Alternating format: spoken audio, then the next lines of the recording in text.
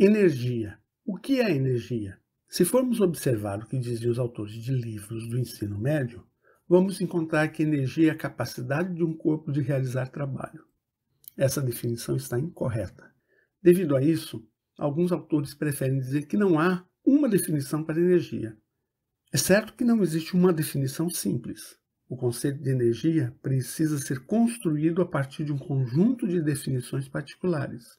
Energia potencial, cinética, energia mecânica total, interna, calor, energia livre, de modo a podermos formular o princípio de conservação de energia. Quero salientar que este é um conceito importante e fundamental para se entender a física ambiental.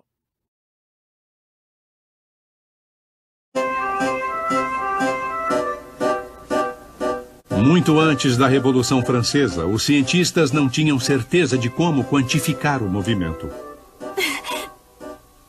As equações que explicavam como os objetos se moviam e colidiam estavam no início.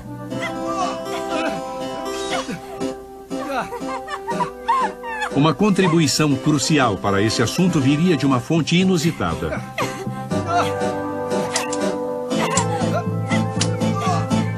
Apresento a aristocrata filha de 16 anos de um dos cortesãos do rei Luís XIV, Émilie du Châtelet.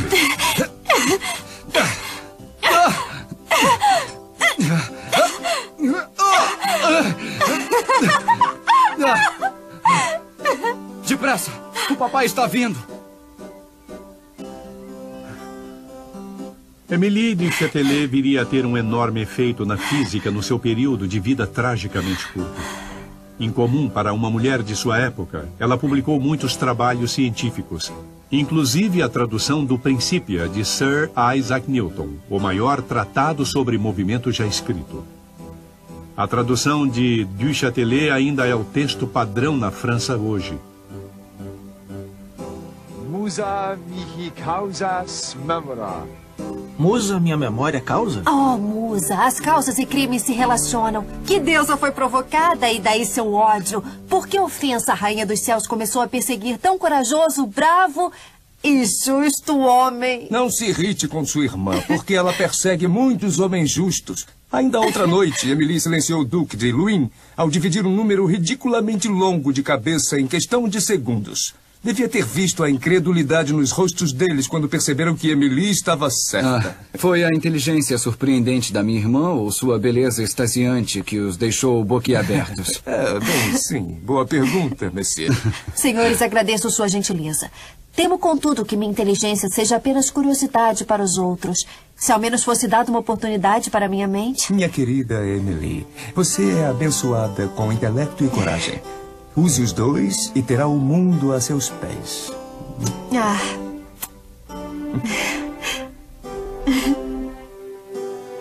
De certa forma, ela é uma mulher totalmente deslocada do seu tempo e lugar.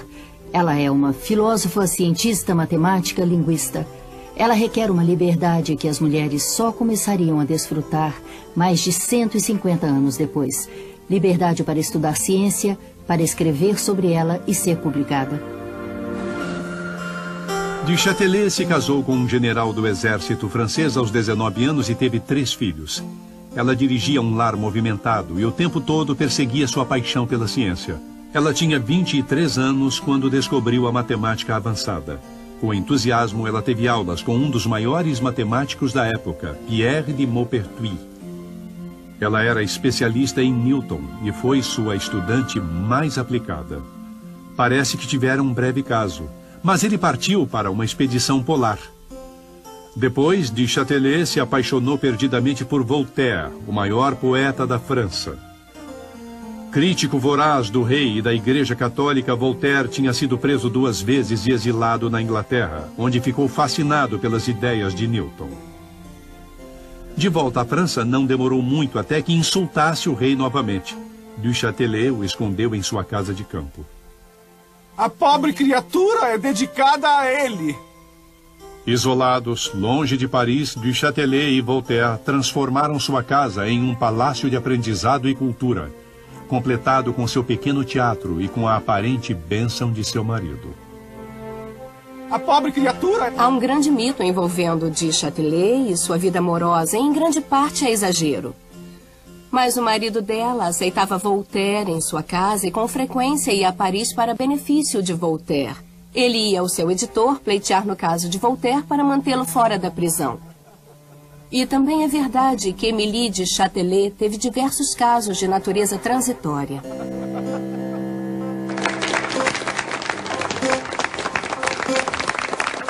Ela criou uma instituição para rivalizar com a Real Academia de Ciências da França. Muitos dos grandes filósofos, poetas e cientistas da época participavam. O monsieur é jovem. Espero que logo possa me julgar por meus próprios méritos, ou pela falta deles. Mas não me considere como um apêndice desse grande general ou daquele famoso erudito. No meu próprio direito, sou uma pessoa inteira. Responsável somente por mim, por tudo que sou, tudo que digo, tudo que faço. Du Châtelet aprendeu com os homens brilhantes que a cercavam, mas rapidamente ela desenvolveu ideias próprias. Para o horror de seus mentores, ela até ousou suspeitar que havia uma falha no pensamento do grande Sir Isaac Newton. Newton afirmava que a energia de um objeto, a força com a qual ele colidia em outro objeto, podia muito simplesmente ser justificada por sua massa vezes sua velocidade. Em correspondência com cientistas na Alemanha, Du Châtelet aprendeu outra visão, a de Gottfried Leibniz. Ele propunha que objetos em movimento tinham um tipo de espírito interior. Ele o chamava de vis viva, força viva em latim. Muitos subestimavam suas ideias, mas Leibniz estava convencido de que a energia de um objeto era composta de sua massa vezes sua velocidade, ao quadrado. Elevar alguma coisa ao quadrado é um procedimento antigo. Se você diz que um jardim é 4 ao quadrado, quer dizer que pode ser construído por 4 canteiros ao longo de um lado e 4 ao longo de outro, de forma que o número total de canteiros é 4 vezes 4, 16. Se o jardim é 8 ao quadrado, 8 por 8, então 8 ao quadrado são 64. Ele terá 64 canteiros. Essa multiplicação enorme, essa construção aos quadrados, é uma coisa que se encontra o tempo todo na natureza. Émilie! Émilie! Émilie, você está sendo absurda. Por que atribuir a um objeto uma força vaga e imensurável como a vis viva? É um retorno ao passado. É o oculto. Quando o movimento começa, você diz que é verdade que uma força é produzida que não existia até agora. Pense nos nossos corpos. Para ter o livre-arbítrio, devemos estar livres para iniciar um movimento. Então, tudo que Leibniz está perguntando é de onde vem toda essa força. No seu caso, minha querida, a força é primitiva. Você é irritante. Você se esconde atrás de sagacidade e sarcasmo. Acha que entende Newton. É incapaz de entender Leibniz. Você é um provocador. Tudo que faz é por outra coisa e lhe causa problemas. Critica isso, denuncia aquilo. É capaz de descobrir alguma coisa sozinho?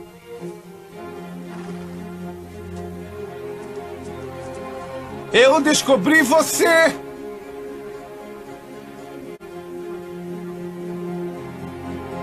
Apesar do apoio incondicional a Newton, Du Châtelet não abriu mão do que acreditava.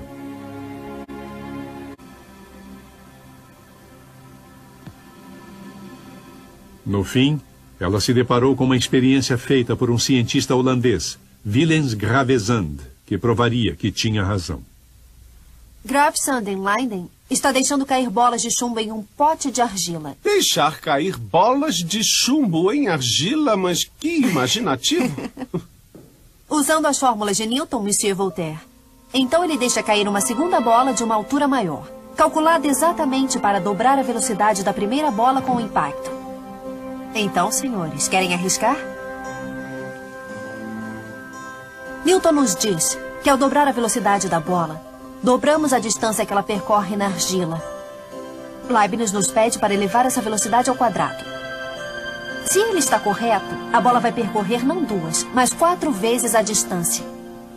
Então, quem está correto? Senhores, Parece que a reputação do Sr. Newton está abalada, ainda que levemente. Oh, Maupertuis, não fique impressionado. Não há motivo na Terra para atribuir forças ocultas às bolas de chumbo desse holandês. Bom, a bola percorre 4 vezes mais distância. Acontece que é Leibniz quem tem razão. É a melhor maneira de expressar a energia de um objeto em movimento. Se o carro está a 30 km por hora, é preciso de certa distância para parar. Se pisa no freio, se vai 3 vezes mais depressa, se vai a 90 por hora, não será preciso 3 vezes mais distância para parar, e sim 9 vezes mais distância para parar. Oh, bom.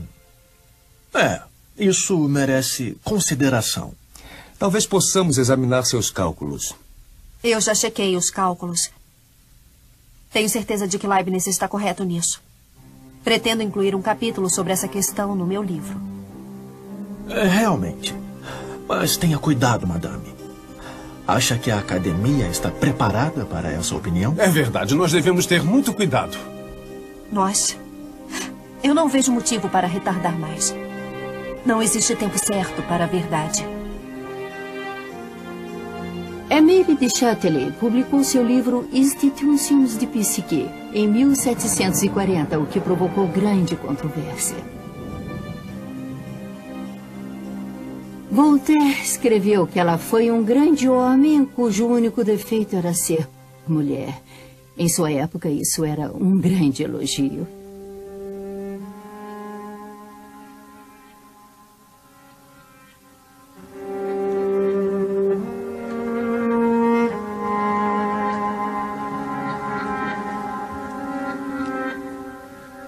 Eu estou grávida.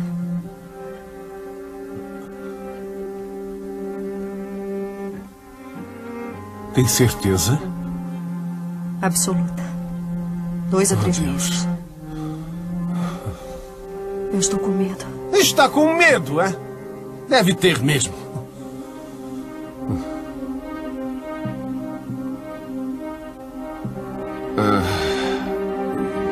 Obviamente, esta criança não é minha. Nem do seu marido.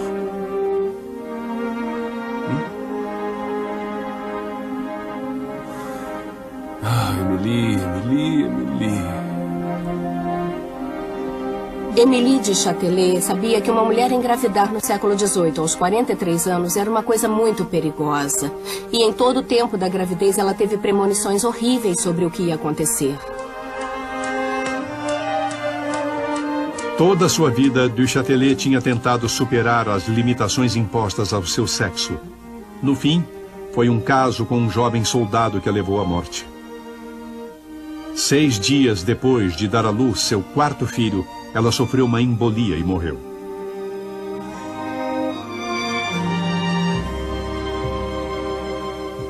A convicção de Émile de Châtelet de que a energia de um objeto é uma função do quadrado de sua velocidade deu margem a um debate feroz. Depois de sua morte, foram precisos 100 anos para a ideia ser aceita. Há tempo de Einstein usar esta brilhante descoberta para finalmente reunir a energia e a massa com a luz. Momento linear. Para entendermos melhor a diferença de resultados entre o que propôs Newton e o que propôs Leibniz, vamos rever inicialmente o conceito de momento linear e analisar a seguir o que acontece com o momento linear em colisões. O momento linear de um corpo é a quantidade combinada de massa e velocidade. Assim como a velocidade, o momento é uma grandeza vetorial, isto é, precisamos dizer, além da intensidade da grandeza, também sua direção e seu sentido. Sejam esses 2 exemplos. Ambos os corpos deslocam-se na horizontal no plano da tela de seu computador. As velocidades de ambos possuem a mesma direção. Porém, o corpo vermelho desloca-se da esquerda para a direita e o outro, azul, da direita para a esquerda. Estes corpos deslocam-se em sentidos contrários. Isto está denotado pelo vetor unitário x encimado por um acento circunflexo. Este vetor indica apenas a direção e o sentido do movimento. Costuma-se falar x-chapéu. De modo equivalente à primeira lei de Newton, se não há forças aplicadas e, portanto, a velocidade é constante, há conservação da quantidade de movimento, que é outro nome para o momento linear. O que acontece quando dois corpos colidem? Por exemplo, se os corpos tiverem momento linear de mesmo módulo e mesma direção, porém sentidos opostos, movendo-se sobre a mesma reta, chama-se isso de colisão frontal. Esses corpos, ao colidirem, ficarão parados, porque a soma das quantidades de movimento de ambos é nula.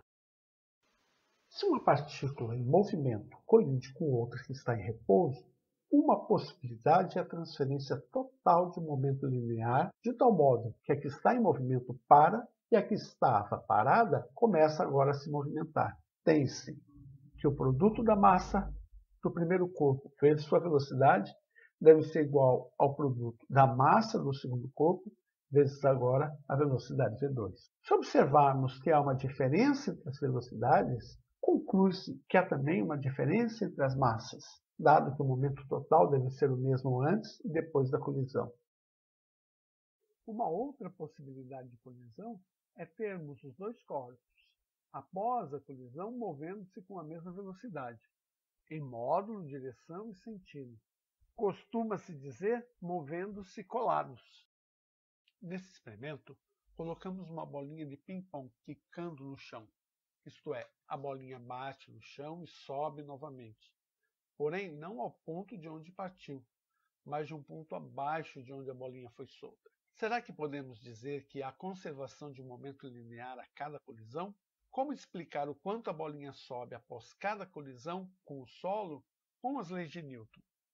Ao lembrarmos da conclusão do vídeo que vimos sobre Émilie du Châtellier, podemos dizer que o fenômeno se explica de um modo muito mais simples com os conceitos de trabalho e energia desenvolvidos a partir dos trabalhos de Leibniz.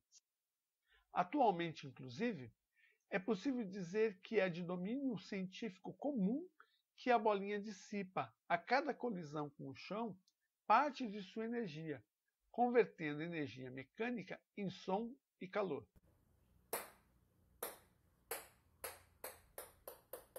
A força é a causa da variação do movimento de um corpo. Isto no formalismo newtoniano. Para o formalismo da física, que teve como uma de suas principais expoentes Émilie du Châtellier, chamado atualmente de formalismo trabalho e energia, o conceito de trabalho exerce lugar central. O trabalho realizado por uma força no percurso de um deslocamento ΔX, em que tanto a força como o deslocamento tenham a mesma direção e o mesmo sentido, será dado pelo produto dessas duas grandezas, intensidade da força e intensidade do deslocamento. Caso não tenham a mesma direção, considera-se apenas a componente do deslocamento que está na mesma direção da força. Um resultado importante é o teorema trabalho-energia cinética. Vamos definir a energia cinética como massa vezes velocidade ao quadrado sobre 2. Na tabela trabalho e energia cinética estão nas duas últimas colunas. Inicialmente, o corpo está parado. Sua velocidade instantânea, sua velocidade média, seu deslocamento vertical dado pela velocidade média multiplicada pelo tempo de queda, o trabalho realizado pela força, no caso a força-peso, e a sua energia cinética são todos nulos. Após um segundo, a velocidade instantânea será igual a 10 metros por segundo, de modo que o deslocamento é igual a 5 metros. O trabalho da força-peso, então, é igual a 50 joules, dado pelo produto de 10 newtons vezes 5 metros. A energia cinética calculada é também igual a 50 joules. Após 2 segundos, a velocidade será 20 metros por segundo e o deslocamento 20 metros. Novamente, tem-se que o trabalho da força-peso e a energia cinética são idênticos em valor. Passado 3 segundos, também são idênticos os valores do trabalho e da energia cinética. Esse resultado é chamado de teorema trabalho-energia cinética. O trabalho da força resultante é igual à variação da energia cinética. Calculamos apenas o trabalho da força-peso porque não há outras forças no sistema. Em especial, não há forças dissipativas de energia. Observe finalmente que trabalho e energia, apesar de serem calculados a partir de grandezas vetoriais, força e velocidade, são grandezas escalares. O trabalho é uma grandeza que nos diz o quanto de energia foi convertida de uma forma em outra sob a ação de uma força. No caso da queda do corpo, a força-peso converte energia potencial em cinética. Sempre haverá a mesma quantidade de energia no universo. E para sistemas conservativos, a energia não se dissipa para fora do sistema. Para os sistemas dissipativos, por outro lado, como no caso da bolinha que quica no chão, há conversão de energia cinética em som e calor que se dissipam no ar. Isto é, a energia não desaparece, apenas é convertida nos sistemas conservativos de cinética em potencial, de potencial em cinética, e nos sistemas dissipativos, de modo geral, em som e calor, que podem fluir para fora do sistema, para sua vizinhança. Na colisão frontal, em que os corpos se mantêm unidos e parados após a colisão, há conservação de momento linear total. Na colisão em que o primeiro, ao colidir, para e o segundo adquire o momento linear do primeiro, também há conservação do momento linear total. Finalmente, a terceira das colisões que vimos anteriormente, em que após a colisão os dois corpos saem com a mesma velocidade em módulo de direção e sentido, também há conservação do momento linear total. O que difere essas colisões não é o momento linear, é a energia. Na primeira, a energia é completamente dissipada e é chamada de colisão inelástica. Na segunda, a energia é completamente conservada e é chamada de colisão elástica. Na terceira, temos uma situação intermediária. A energia cinética é parcialmente dissipada e a colisão é chamada de parcialmente elástica. O corpo que cai por um tempo específico e penetra na argila, que disse, temos que refazer os cálculos. Aí ela diz, não, eu já refiz os cálculos. Vai entrar no meu próximo livro, né? Então vamos calcular aqui, olha. No instante inicial, a velocidade da partícula é zero, então a energia cinética é zero, o trabalho da força de atrito é zero, deslocamento na argila é zero. No primeiro segundo, a partícula vai estar com velocidade V igual a 10. Qual que é a energia cinética? Então, estou colocando aqui uma partícula de massa de 1 kg. Vou arredondar agora aqui. Então vai ser o quê? 50 joules. Como é que a gente faz esse cálculo aqui? Vai ser igual a velocidade ao quadrado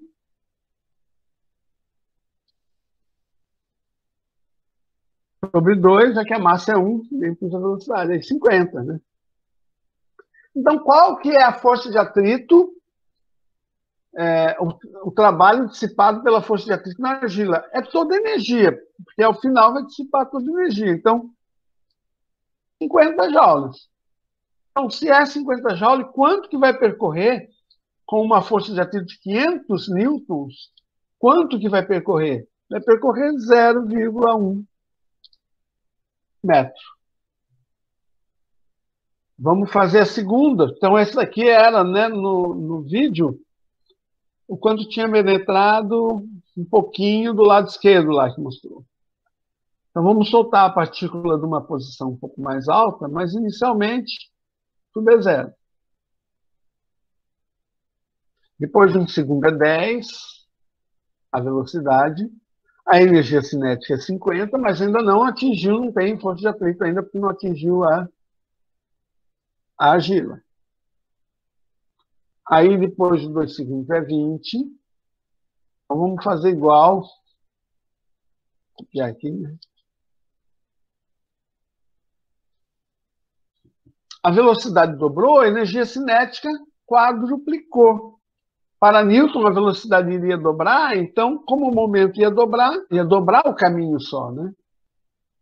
Então, qual que é o trabalho que a força de atrito vai ter que dissipar? Esses 200. Então, se eu agora dividir, né, os 200 pela força de atrito, já que a força de atrito é isso aqui, vai dar 0,4. Já que força vezes distância é trabalho, então trabalho dividido pela força de distância. Né? Então, o que houve? Houve um aumento de 4 vezes o percurso para poder dissipar, que é o que a Emily vai falar ao final do vídeo. Vou fazer aqui um último exercício, com os pingos de chuva, de uma altura de 1.200 metros. O pingo, inicialmente, ele é acelerado pela força gravitacional. E, devido ao atrito com o ar, essa gota ela vai diminuindo a aceleração até o ponto em que iguala a resistência do ar com o peso. Então, isso atinge numa determinada velocidade. Tá? A velocidade terminal de cada pingo ela é muito pequena, 10 metros por segundo. Então, rapidamente, o pingo de água atinge a velocidade limite e cai daí para frente com 10 metros por segundo. Então, ela percorre, né, basicamente todo esse 1.200 metros, ela percorre dissipando energia. A massa do pingo de chuva é aproximadamente 0,3 gramas. 3 divididos por 1.000, para transformar em quilograma, né, para poder fazer em Newton. Então é isso daqui. Peso de uma partícula. Né, o peso de um pingo, de uma gota de chuva. Quanto que é o trabalho da força-peso total para levar a partícula desde 1.200 metros até o chão? Como que é o trabalho da força-peso? É o peso vezes a distância. O peso da gota vezes a distância que ela percorreu. Força vezes a distância. Peguem aí fácil no cálculo. Então, professor, fazendo a multiplicação então, do peso vezes a distância, a altura, dá 3,6. Essa seria o trabalho da força-peso? Isso. Certo? Multipliquei os dois. 3,6 joules. Vamos calcular a energia cinética da gota. Então, ela chega com uma velocidade de 10. Então, vai lá. Massa. A massa é 0,3 dividido por 1.000, né? Por aqui. 0,0003. Porque a massa aqui. Vezes. Velocidade ao quadrado. Quando que é 10 vezes 10. Sobre 2. Entendeu? 0,0015 joules.